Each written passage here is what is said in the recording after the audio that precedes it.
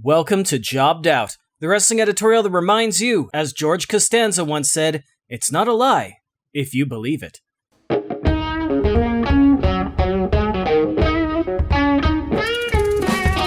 Not too long ago, I put a video out highlighting 5 times where Hulk Hogan was a lying piece of human garbage.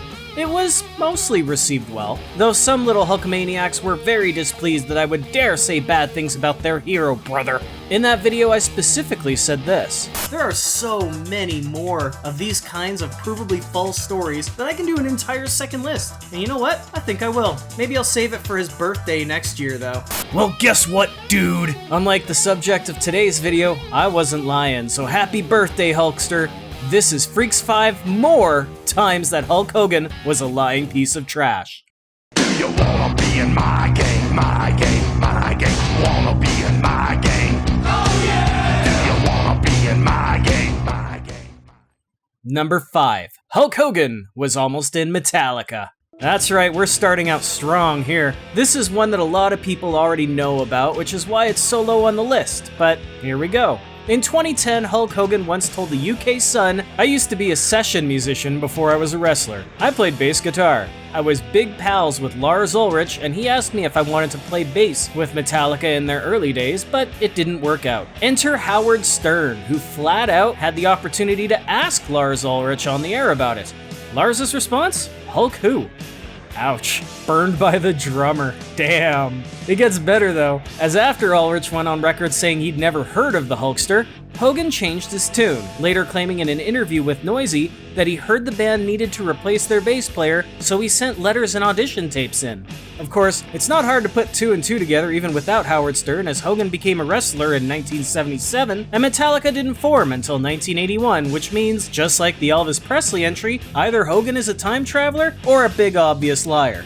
And I should point out, the bass player that he was trying to replace in his makeup story, Cliff Burton, died in 1986, nearly a decade into Hogan's wrestling career and 6 months before WrestleMania 3. Number 4. Hulk Hogan outdrank John Belushi. Belushi was a well-traveled comedian known for his time with Second City, a founding cast member of Saturday Night Live, and of course, Jake Blue in the Blues Brothers, alongside Dan Aykroyd. A sadder-known part of Belushi's legacy is the dude liked to party. In fact, Hulk Hogan proudly boasted about not just getting trashed with Belushi at a WrestleMania 2 after-party, but out drinking the man to the point John tapped out and went home because he couldn't keep up. The problem here? John Belushi passed away of a drug overdose in 1982, 4 years earlier. The amount of times this guy lies about people who are dead and can't refute him, it's disgusting, isn't it? Well, frankly, they're offensive. Number 3. Hulk Hogan was nearly Randy the Ram. In 2008, Mickey Rourke rebooted his career with a role that was so intense that the wrestling community was polarized by it. Some loved how his role in The Wrestler reflected on the struggles of the territory wrestler past their prime. Some absolutely loathed how it pulled the curtain back a bit too much for the non-wrestling fans. Personally, the film broke my frickin' heart, and it actually really messed me up when I saw it. The interesting bit, though, is that the lead role of Randy the Ram apparently was offered to Hulk Hogan, at least if you ask Hulk himself. Hogan claims he was sent the script a number of times, but turned it down because he didn't deserve it. The director of the film, Darren Aronofsky, confirms that the script was sent to Hogan a number of times, that number being 0. The 2 people who were considered for the role were Mickey Rourke and Nicolas Cage, and while Rourke was absolutely perfect for the role after his own acting and boxing careers burning out so quickly, I can't help but wonder how Nicolas Cage would have handled it. Number 2. Hulk Hogan nearly fought in the UFC. So many of Hogan's lies come from interviews in the UK and Australia, I swear. It's like he crosses time zones and his brain just malfunctions. In an interview with the Herald Sun in Melbourne, Australia, Hogan claims that in 1993, after leaving the WWF, he was offered a chance to fight in the first tournament for an upstart MMA group known as the UFC. Quote Hogan, "We looked at it and it was very violent, and the referees weren't stopping matches and letting guys get beat up when they should have been stopped. So we just didn't want to have any part of it, but it's become quite a phenomenon." Too bad Campbell McLaren, one of the original UFC co-founders, tore the claim to shreds, literally calling bullshit on Hogan, saying he never wanted him, and in fact never even spoke to him. The thing is, who would even put the two together at this point? Why would a showboating pro wrestler turned actor be seen as the right option for what was, at the time, an underground shoot fighting ring? Well, Hogan's warped sense of reality does include a non-existent past with shoot fighting, as he had also claimed in the past that his matches in Japan were legitimate fights. They weren't. And that he went up against a lot of fighters from Pride in the 1970s and didn't know if they would shoot on him or not, which didn't happen because Pride wasn't founded until the late 1990s. What's that smell?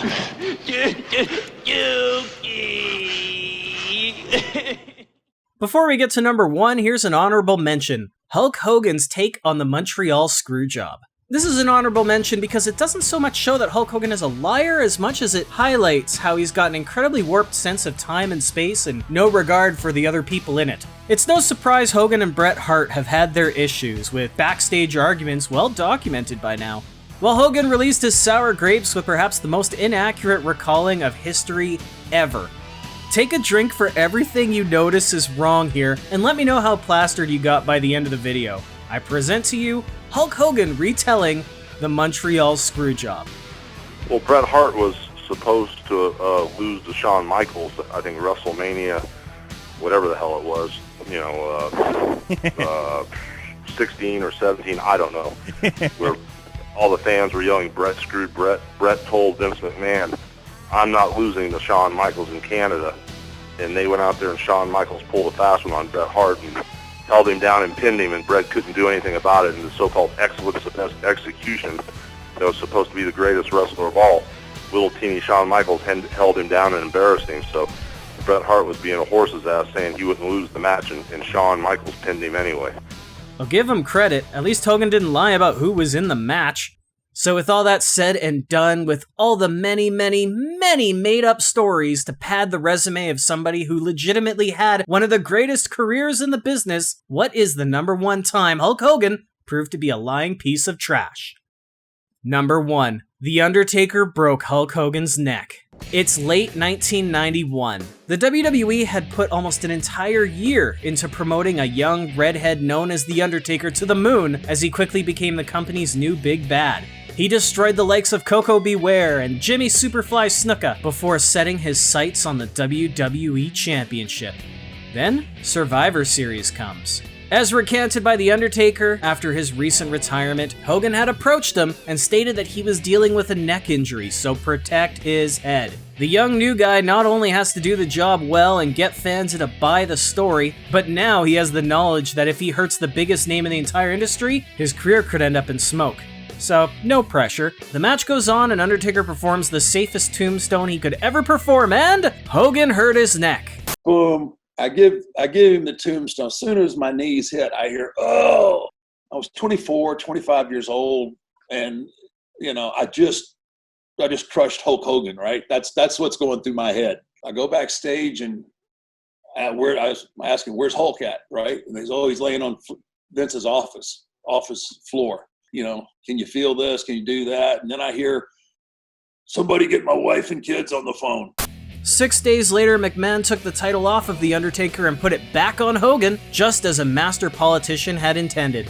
And sure, this isn't as egregious as making up a dead kid to sell an album, but it's not uncommon for wrestlers' fate to be sealed by injuring the cash cow. Just ask Ken Anderson. So for the biggest moneymaker in the business to pull what he did on an unproven young Undertaker, imagine how this industry would have turned out if Hogan's politicking had cost Mark Calloway his job. 3 decades erased, barely a longer WWF run than Nails, all because Hulk Hogan was desperate to be number 1. Maybe it was a rib, but it's hard to say it was just a rib. Usually the ribber has to pull a reveal at the end and, embarrass the guy he was ribbing. Hogan didn't do any of that. He even kept the act up for days afterwards and continued to make new stuff up to Undertaker's face. Terry, I watched it back.